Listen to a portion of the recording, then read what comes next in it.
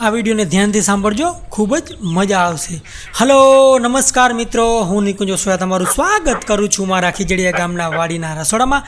મિત્રો આજે આપણે ખૂબ જ અદ્ભુત અને અલગ વાનગી બનાવવાના છે। આપણા બાપ દાદાના વખતનો જે વાડીનો નાસ્તો હોય જેને શિરામણ કહીએ છીએ મિત્રો, આપણે જેને ભાત કહીએ છીએ કે સવારનું જે ભાત આવે શિરામણ આવે એ બનાવીશું આપણે। તમને ખૂબ જ જોવાની મજા આવશે અને ઘણું બધું જાણવા મળશે। તો ચાલો શરૂ કરીએ। સર્વપ્રથમ મિત્રો આપણે છે મરચાં લઈ લઈશું।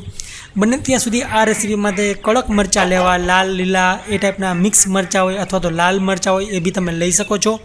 એનું આથણું છે આપણે જે બનાવીશું આખા ભરેલા મરચાંનું, એ ખૂબ જ જોરદાર બને છે।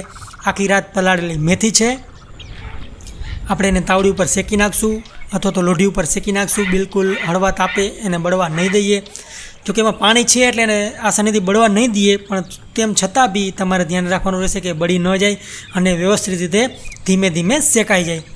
તો આપણે હળવે હળવે મેથીને આવી રીતે શેકા રાખશું અને હળવે હળવે એનો જે કલર છે એ થોડોક ચેન્જ થવા માંડશે, ડાર્ક થવા માંડશે લાઇટમાંથી।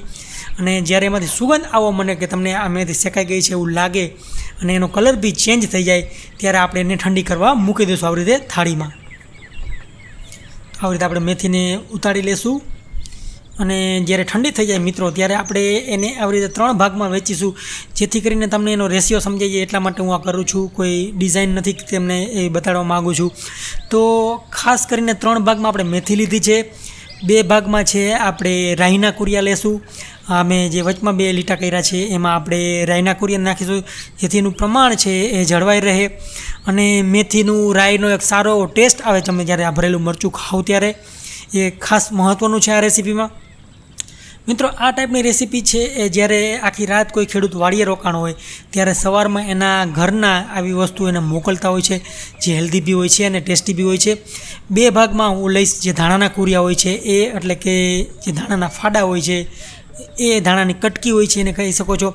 અને મિત્રો આપણે થોડું અહીંયા મેથીના જે કુરિયા છે એ બી નાખીશું, મેથીની જે કટકી હોય એ બી નાખીશું, જેથી કરીને એની બી એક અરોમા, એક સારી એવી સુગંધ આવે। આખી મેથીનો તો ટેસ્ટ આવશે જ, એનો બી અલગ ટેસ્ટ આવશે, આનો બી એક અલગ ટેસ્ટ આવશે અને એ ખૂબ જ મજા આવશે।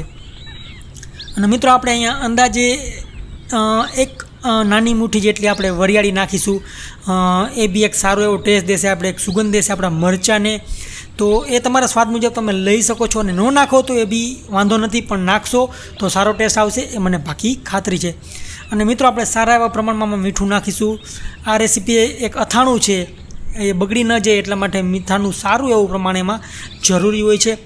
તો મેં 2 ચમચી નાખ્યું મીઠું, 1 ચમચી નાખી ખાંડ અને આપણે થોડી હળદર નાખીશું 1 ચમચી જેટલી, જેથી કરીને એનો કલર મળે। અને મિત્રો જે હળદર હોય છે એ અથાણાને બચવામાં ખૂબ જ મદદરૂપ હોય છે।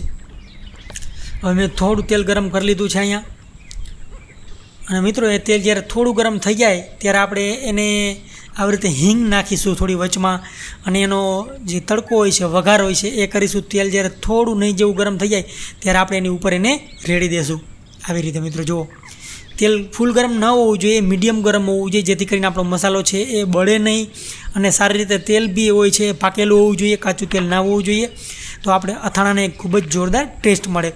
તો મિત્રો આવી રીતે આપણા બોરાને આપણે હલાવતા રહેશું, મિક્સ કરતા રહેશું, જેથી કરીને તમામ મીઠું છે, ખાંડ છે એ ઓગળીને સારી એવી ભળી જાય અને આપણા આથણાને ખૂબ જ જોરદાર ટેસ્ટ આપે।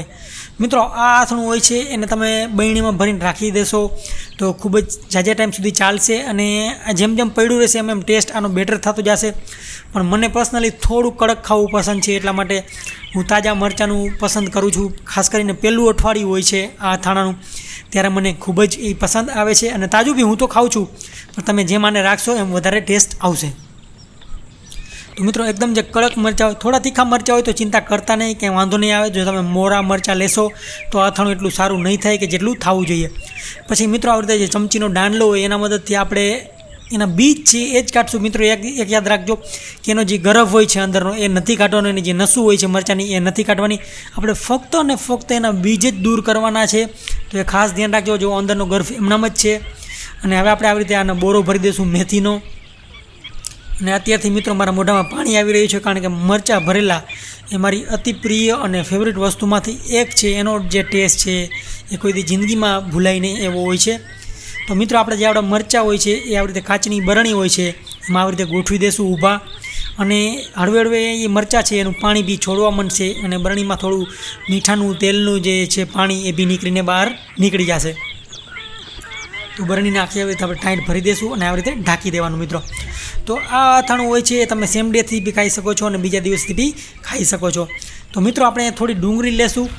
આપણા જે નાસ્તો હોય છે મિત્રો, ખાસ કરીને જે મોડો નાસ્તો હોય છે, આપણે ઘણીવાર એવું થતું હોય છે આખી રાત જ્યારે કોઈ બી ખેડૂત રખોલે કહેવાય કે જ્યારે વાડીને ધ્યાન રાખતો હોય આખી રાત, ત્યારે જે સવારનો નાસ્તો હોય થોડો મોડો આવે તો એમાં થોડી તીખી ચટપટી બી વસ્તુ હોય છે, એમાં ડુંગળી બી સામેલ થાય છે.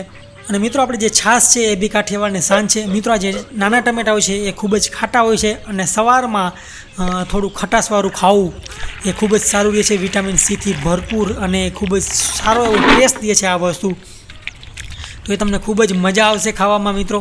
અને આ ટમેટાને આપણે સારી રીતે ધોઈ લઈશું અને આપણે એનું ટેસ્ટી સલાડ બનાવશું જે આપણે આપણા નાસ્તામાં સર્વ કરશું મિત્રો. અને એનો ટેસ્ટ હશે એ ખૂબ જ અદ્ભુત હશે. કોઈ બી મસાલાની આમાં જરૂર નથી. કોઈ બી મસાલા વગર બી આનો જે ટેસ્ટ આવશે એ ખૂબ જ અદ્ભુત હશે, અનબિલીવેબલ હશે.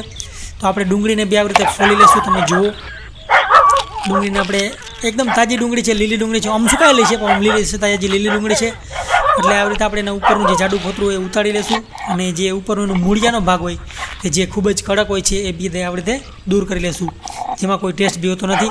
અને આવી રીતે આપણે બિલકુલ પતળું કાપી લેવાનું છે એકદમ મિત્રો. આપણે કે ટ્રાન્સપરન્ટ જેને કહીએ કે તમે ડુંગળીમાંથી ફુંવરું જોઈ શકો એ ટાઈપનું આપણે કાપી લેવાનું છે. તમે જો મારી ડુંગળીને કઈ રીતે કાપી રહ્યો છું, બિલકુલ પાતળું કાપી રહ્યો છું. હવે જ્યારે આપણે ડુંગળી આવી રીતે કપાઈને રેડી થઈ જાય, જો મિત્રો એકદમ સરખું દેખાય છે સામેથી, ત્યારે આપણે ટમેટાં છે એને બી ક્લીન કરી લેશું. હળવે આપણે જેના ઉપરના જે ડીટિયા હોય એ બી કાઢી લેશું. જો તમે એકદમ તાજા અને ફ્રેશ ટમેટો મિત્રો, આ ખાવાની જે મજા છે, આનો ટેસ્ટ છે એ જિંદગીભર ન ભૂલે. તમે એકવાર ખાઓ તો બી. અને આ ટમેટાને ઉગાડવા ખૂબ જ સહેલા હોય છે. દેશી ટમેટા છે. આપણે સાથે મીઠું નાખીશું થોડું ઉપરથી અને હવે આને આપણે ટોસ્ટ કરી લઈશું જેથી કરીને ટમેટું ભાંગે નહીં, આખું રહે અને મીઠું બી ભળી જાય. સારી રીતે આને મિક્સ કરી લઈશું મિત્રો હજી એકવાર.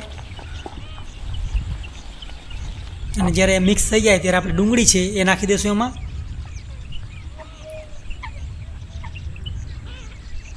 ડુંગળી, ટમેટાં અને આ જે નાસ્તો ઓવરઓલ બનશે મિત્રો, એનો ટેસ્ટ હશે, મને પાક્કી ખાતરી છે કે તમે નાસ્તામાં કોઈ દિવસ સવારમાં ટેસ્ટ નહીં લીધો હોય તો તમે આ રેસીપી બનાવજો, ખૂબ જ મજા આવશે, મને પાક્કી ખાતરી છે. આપણે ઉપરથી સારા આવા પ્રમાણમાં કોથમરી બી ભભરાવશું જે હેલ્થ માટે ખૂબ જ સારી હોય છે. આવી રીતે કોથમરી બી નાખી દઈએ અને સારી રીતે હળવા હાથે બિલકુલ મિક્સ કરી લઈએ. જો તમે અત્યારથી જ કેવો રૂપ, રંગ અને ટેસ્ટ, મોઢામાં પાણી આવી જાય ખાલી જોવાથી જ એવું દેખાઈ રહ્યું છે. અને મિત્રો તમને એક સાચું કહું તો અત્યાર સુધીમાં જે હું વસ્તુ બનાવું છું, જો કોઈ બી મસાલા વગરનો નેચરલ ટેસ્ટની વાત કરીએ તો આ વસ્તુ મારી સૌથી પ્રિય વસ્તુ રહેશે. તો મિત્રો કોઈ બી ખેડૂત જ્યારે રાત રોકાય વાળીએ ત્યારે સવારમાં ભાતમાં રોટલી આવે એને અને સાથે ઘીન ગોળ હોય છે અથવા તો ગોળ ન હોય તો એની જગ્યાએ છાશ હોય છે, અથાણું હોય છે, એવું હોય છે. તો આપણે અત્યારે ઘી અને ગોળ નથી પણ એની સાથે છે આપણે જે મરચાંનું મેથીવાળું અથાણું છે જે ખૂબ જ હેલ્ધી હોય છે મિત્રો, ખૂબ જ હેલ્ધી હોય છે, એ આપણે રાખીશું સાથે રોટલી સાથે. તમે જુઓ કેવું ટેસ્ટી દેખાઈ રહ્યું છે. થોડું જ્યારે પીગળી ગયું છે ત્યારે તો આપણે એવી રીતે રોટલીમાંથી આને રાખી દઈશું મિત્રો. અને સાથે હવે જે મિત્રો મારું સલાડ હોય છે, 2 મરચાં રાખ્યા બાદ આપણે એ રાખીશું ડુંગળી ટમેટાનું કચુંબર છે, કોથમાળીવાળું, ખાલી મીઠાવાળું છે. આવી રીતે એ સાઈડમાં રાખી દઈએ. જુઓ કેટલું જોરદાર દેખાઈ રહ્યું છે. અને મિત્રો સાથે આપણા ગુજરાતની શાન જે છાશ હોય છે, ખાસ કરીને કાઠિયાવાડની છાશ, એ રાખીશું. તો મિત્રો મારો નાસ્તો તૈયાર છે. ખૂબ જ સિમ્પલ અને એટલો ટેસ્ટી કે હું દરરોજ નાસ્તામાં ખાઈ શકું પર્સનલી, એટલો જોરદાર મને ભાવે છે આ. કારણ કે મેથીવાળા મરચાંનો એક અલગ જ ટેસ્ટ હોય છે, ડુંગળી ટમેટાનું કચુંબર ખાટું, રોટલી અને છાશ. આવજો મિત્રો, ફરી મળીશું એક આવા જ અનોખા વિડીયો સાથે. Thank you so much, bye bye, take care. હું મારા નાસ્તાનો આનંદ માણું.